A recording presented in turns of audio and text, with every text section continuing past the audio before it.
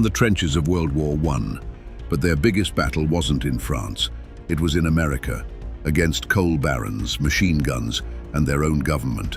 This is the story of the Battle of Blair Mountain, the largest armed labor uprising in US history, a rebellion so explosive the government buried it for decades.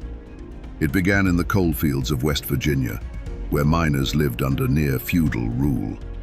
Company guards beat workers, evicted families, and controlled entire towns. Miners were paid in scrip, forced to shop at company stores, and watched by armed detectives hired to keep them in line.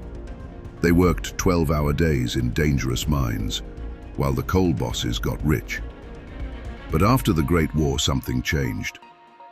Veterans returned home, men who had fought for democracy overseas, and they refused to accept tyranny in their own backyard. In 1921, tensions exploded. After the assassination of labor leader Sid Hatfield, thousands of miners armed themselves with rifles, shotguns, and whatever weapons they had left over from the war. They tied red bandanas around their necks, the Redneck Army, long before the word meant what it does today. Their goal was simple: march across Logan County, free imprisoned Union men, and end the coal company dictatorship.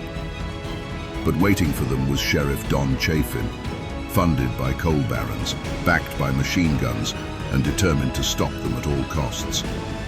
His forces dug into the ridges of Blair Mountain like they were preparing for World War I. For 5 days, the hills of West Virginia erupted. Gunfire cracked across the forests. Coal miners advanced through ravines and ridgelines like infantry. Planes hired by the coal companies dropped homemade bombs on the miners' positions. The only time American civilians have ever been bombed from the air. It was a full-scale battle on American soil. Then the US government stepped in. President Harding sent federal troops and Army warplanes. When the miners saw the US Army uniforms, many laid down their rifles.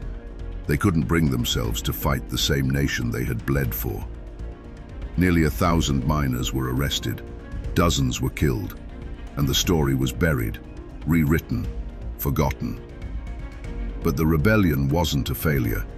It sparked national outrage, helped fuel the labor movement, and paved the way for union protections that millions of Americans rely on today. The Battle of Blair Mountain wasn't just an uprising. It was a reminder that democracy doesn't only need